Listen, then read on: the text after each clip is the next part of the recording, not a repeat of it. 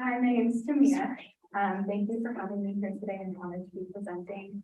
And thank you, Jason, for the great introduction to labor-based grading and contract grading. I think I have an advantage presenting now because everybody is pretty familiar with the topic. So Talk a little louder, please. okay, sorry. Is this better? Can you hear me better? I'm not sure if your sound system is on. Yeah, it's on. Okay. Okay, It's a directional mic though, so when you speak directly into it, it will be better. excellent. Okay. Okay. I will do that. Let me know if you have trouble hearing again. Okay, so before I begin, I have a QR code with my slides. If you want to scan it to follow along, you can go ahead and do that.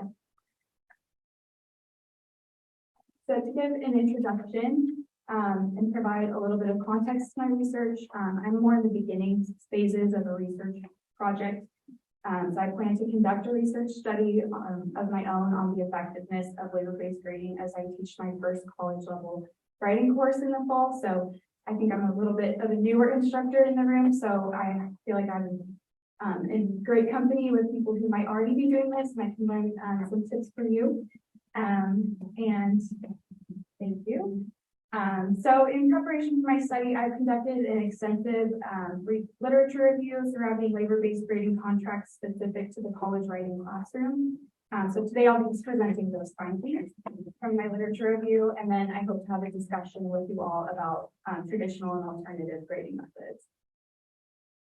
So I think we have a pretty good background on labor-based grading contracts, but for a brief definition, labor-based grading is typically defined as assigning value to the cognitive effort and labor of completing work.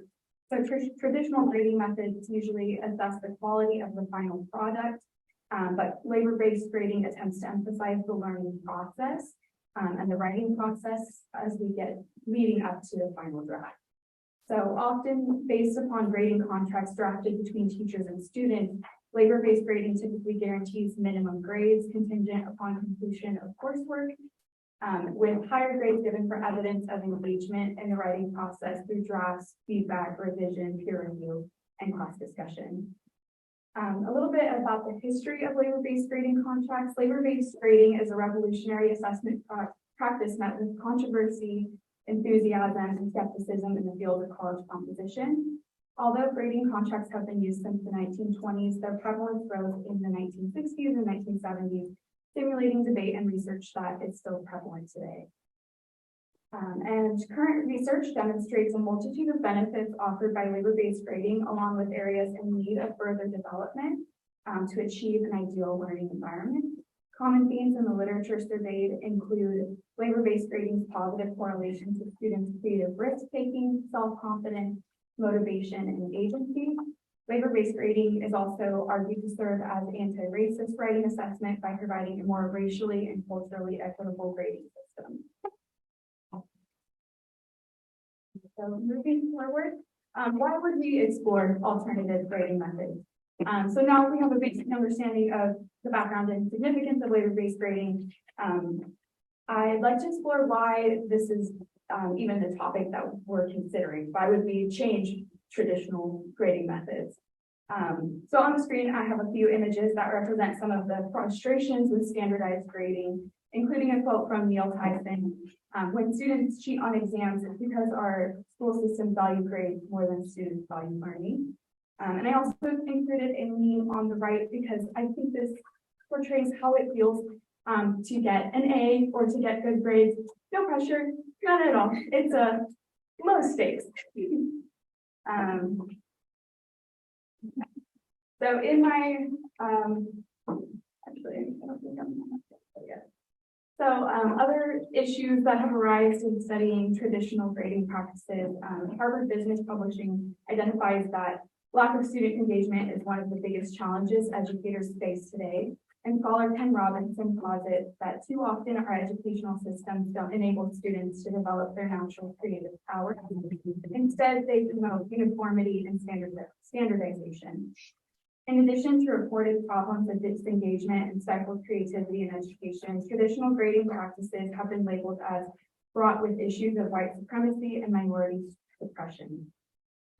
College level, traditional writing assessment has been criticized as overemphasizing the final draft while underemphasizing the process of how you get to that final draft, increasing student apprehension levels and marginalizing language learners. So for those reasons, the topic of labor-based grading contracts piques the interest of writing instructors and researchers due to its claimed improvement of these problems of students' creative risk-taking, engagement, and assessment equity.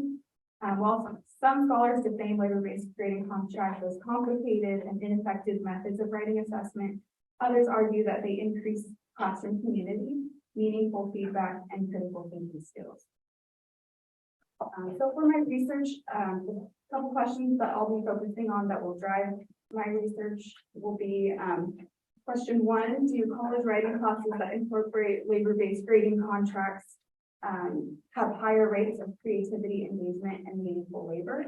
Question 2, does labor-based grading improve equity in college writing courses? And question 3, how can an instructor best implement labor-based grading contracts to maximize student engagement and creativity while fostering genuine learning and interaction? And so that's my lens going into the literature review and into my research study. So under a few themes came up as I surveyed the research, and one of them was that labor-based grading improves student creativity, risk-taking, and meaningful labor. Santa Clara University writing instructor Matthew Gomez and 3 undergraduate students collectively described that the intention behind the design of labor-based grading is to place more emphasis on the learning process and the cognitive effort students apply to assignments, rather than only assessing the final product with disregard for the writing process itself. By assessing labor and making it a central or sole determinant of grades, this assessment method was implemented by Gomez with the intent of providing his students the opportunity to engage in the learning process in their own way. Gomez attributes students taking more creative risks to grading contracts, saying, I've seen students produce research product styles as videos, websites, or podcasts, and course reflections as poetry, even when alphabetic and academically conventional options were available. Gomez believes that this creative risk-taking was encouraged by grading the labor involved in the project rather than the quality of the final product. And in Gomez's study, his primary goal in implementing labor-based grading was to inspire meaningful labor in writing assignments because, as Gomez describes, meaningfulness also frequently involves dimensions of personal connection, predicated upon opportunities for engagement, transfer, and agency. However, Gomez writes that his experience standardizing participation labor in grading contracts resulted in perfunctory agency and caused students to feel compelled to participate in specific ways or even compete with other students. So Gomez attributes this lack of success with standardizing participation labor to the fact that students do not always engage in the same participation behaviors, and these learning differences should not be correlated to their graded success in the classroom. So for this reason, Gomez has begun to offer options for participation in his course, Teaching Writing, in an effort to avoid privileging able-bodied and neurotypical students. By reframing participation standards, Gomez writes that this created genuine opportunities to demonstrate sustained engagement with the class and increased equitable participation. Gomez concludes that the labor-based grading contract combined with participation options resulted in meaningful improvements in the areas of creative risk-taking and meaningful labor, although he's still fine-tuning his class structure to be more meaningful. And then continuing with this theme, in a review of Inouye's labor-based grading philosophy, Stephanie King outlines Inouye's comparison of labor-based grading to traditional writing assessment and his argument that labor-based grading promotes equity, inclusion, and compassion in the writing classroom. King cites Inouye's argument that the absence of the pressure of grades incentivizes students to ask, what am I motivated by? What do I really care about in the learning? King paraphrases Inouye's view of the implications of labor-focused grading as grading without the quality as the measurement. In other words, it allows students to pay attention to what they do, not about what their teachers think about what they do.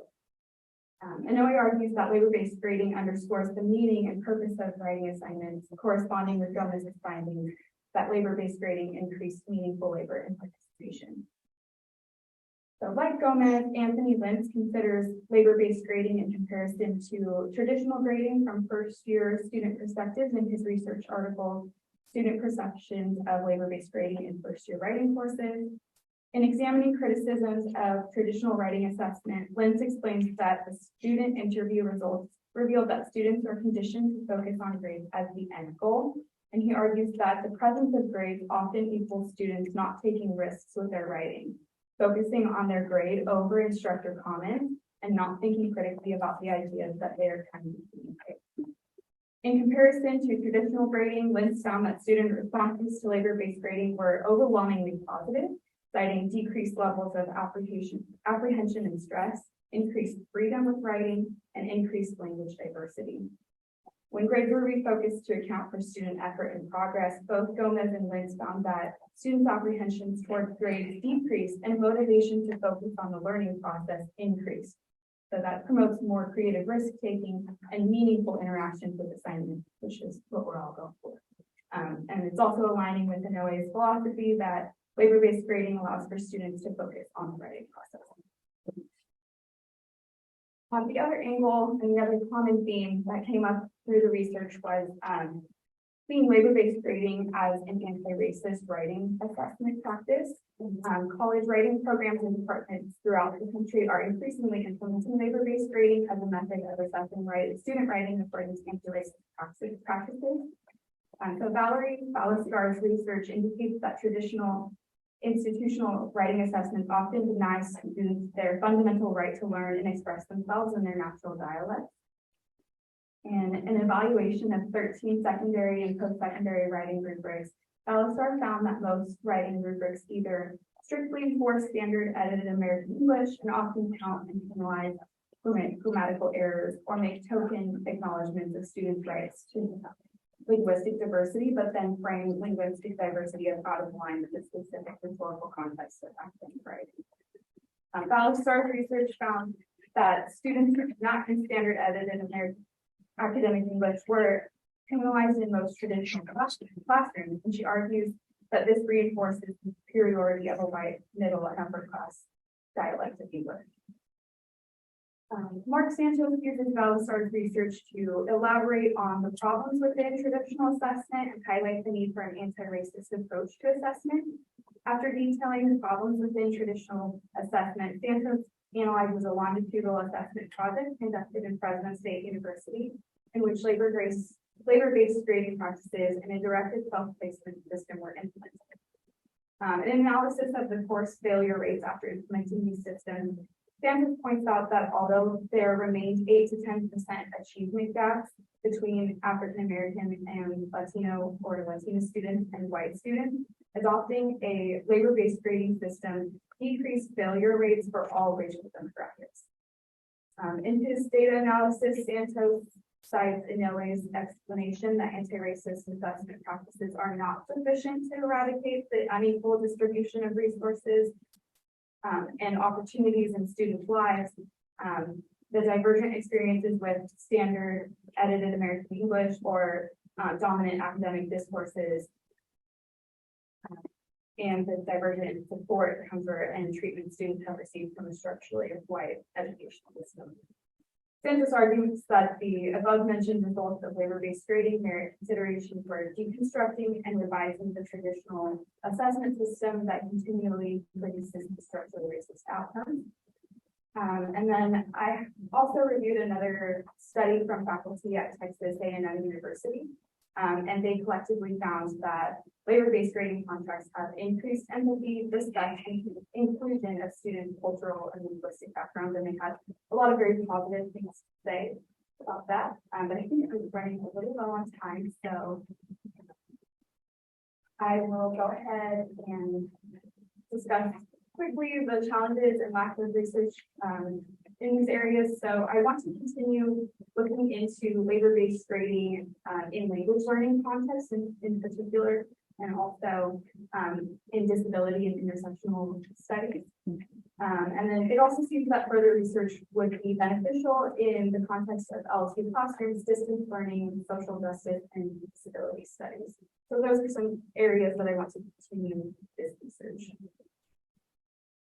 So I would love to have a brief discussion. It seems like some of you have implemented labor-based grading or grading contexts of some kind in your classrooms. So do you like them? Do they work? What's good for you? What is your overall opinions and thoughts? And we can kind of use this as a segue into the Q&A as well. So you can take 2 minutes and discuss the questions and the angles that I presented. You can discuss with a partner and then you can bring it back.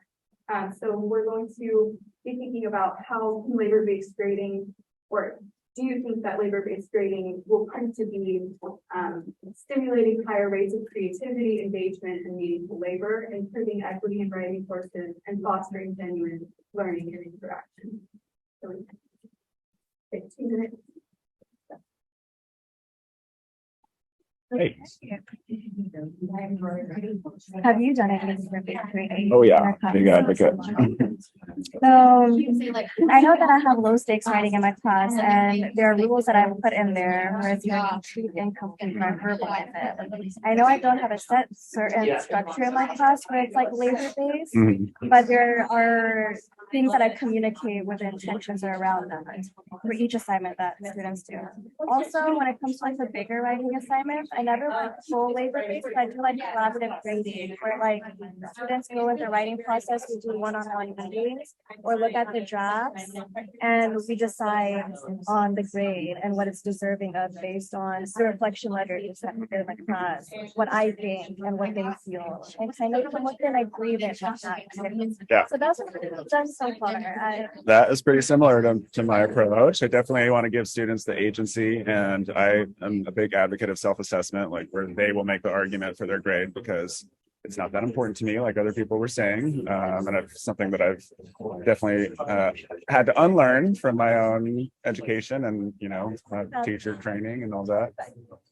Like, especially, I understand, like, you going through your educational experiences and then going into the first year of teaching, and how is that learning these philosophies and knowing when you come to your terms with the pedagogy and then actually implementing it in the class and seeing how it unravels? What did you? Well, I mean, when I started, I had a very traditional 100-point scale.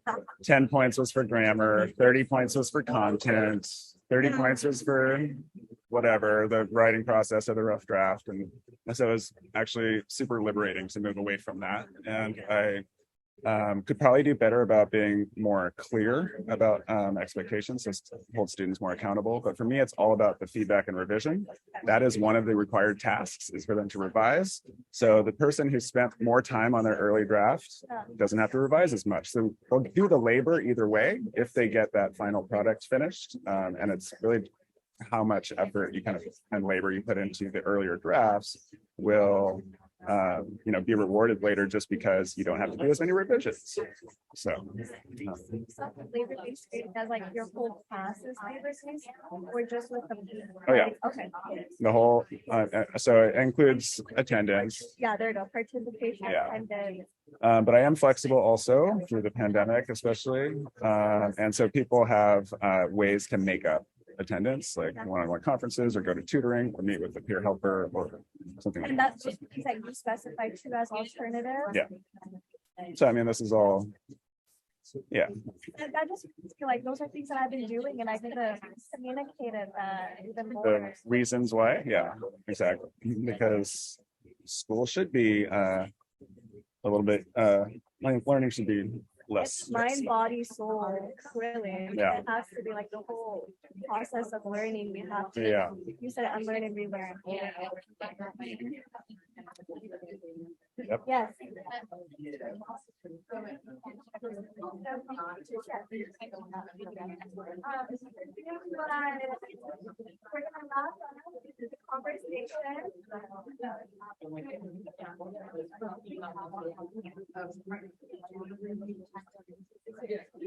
We've got about 10 minutes to bring it all back to the main presenter. So there we go.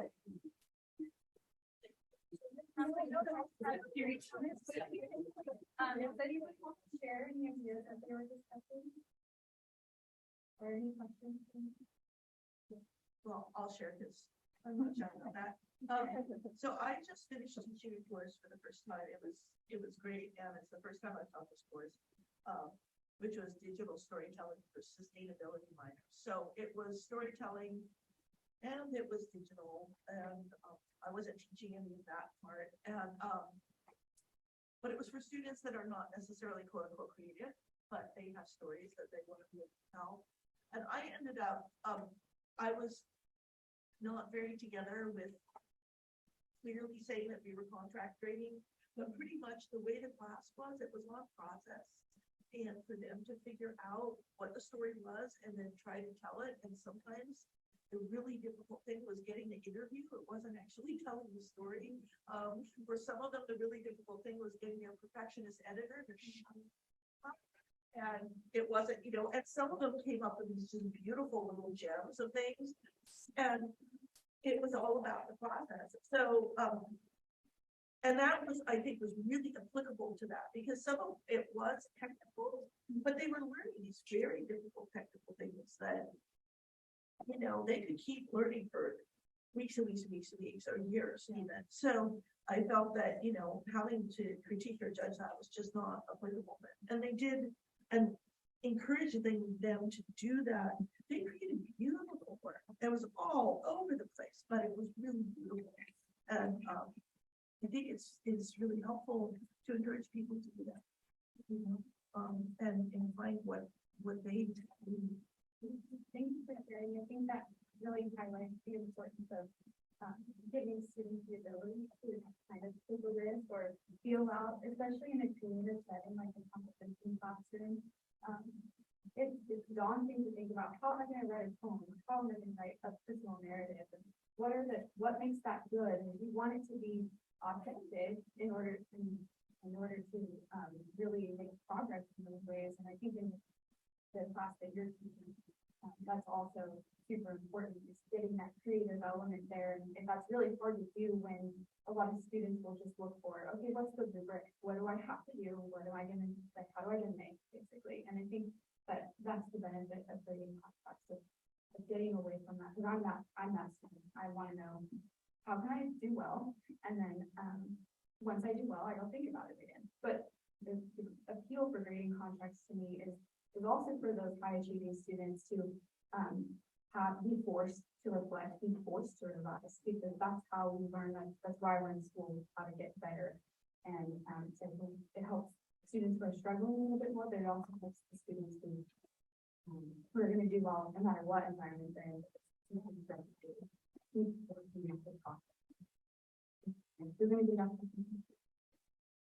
So I've been in sort of contract grading, curious without really having a name for it, and my grading style has started to shift towards that. And so, I mean, for one, the key part of this conversation, you put with that. One of the things that I've heard less about in these conversations so far is our labor of giving feedback. So, for instance, I use Turnitin, and I can see which students have looked at their feedback and ones that haven't. And later in the semester, I realized like half of them aren't even looking at it. And, you know, it is kind of one of those things you get the grades to get about it, sort of things. And so I'm curious if you if you've read anything or studied anything about writing that into the sort of contract. And are you going to actually take this feedback? Because I'm not going to spend 10 minutes per assignment, every assignment, giving you super detailed feedback and encouragement. It's just not even going to be safe. Yeah, I have seen a little bit about that. And I do think that in a lot of ways, grading contracts can be more work for the instructor, especially when you're focusing on the process. But I would say one thing that I've seen instructors do is require conferencing, and then you discuss the feedback that you provided to the student there, and that's a required element of the labor that they're putting into the work. Part of another thing I've seen instructors do is have like an ongoing conversation with the student in the comments. So like the instructor will write feedback and the students will have to reply. So that's a way to kind of quantify their labor and engaging with your feedback. So those are a couple things I've run into. I know other people are probably more experts on this topic than I am, so other people want to chime in too, but definitely welcome. Timea, what about that? Okay.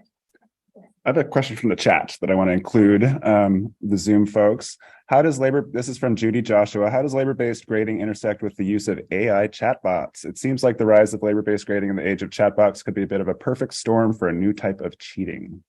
Yes, I do think that's something that's crossed my mind as well. That's not something I've researched particularly. But I could see that as a real problem that we would have to, of course, consider. But I think that one way that you could kind of get around that is writing in the classroom and having that be part of the labor that students have to do. Like I know we've talked about journaling and things like that. So that could be that's a way for students to be writing in real time, and there's no way to really use AI for that.